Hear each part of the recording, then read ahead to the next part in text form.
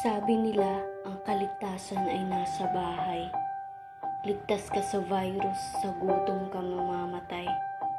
Umasa sa gobyerno, tiwala sa barangay. Tayo mga Pilipino, mga pagbigay. Tanong sa mga namuno, patas ba ang bigay? Manatili ka lamang at huwag kang pasaway. Paano naman ang mga naghahanap buhay? Daming mga nagreklamo kasi hindi pantay.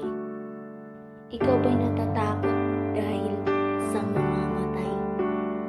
O natatakot ka lang kasi may nagbabantay?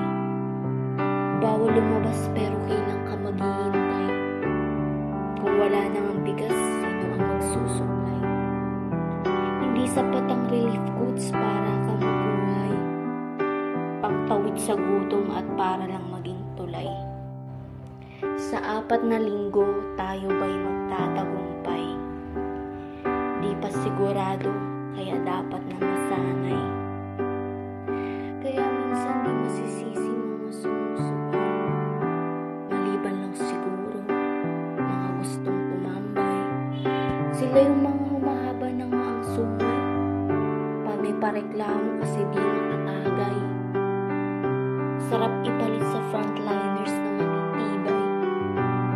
Saludo po kami at malaking pagpupugay. Mga sundalo at pulis na siya nga ang tunay. Mga manggagamot na sa ating gumagabay.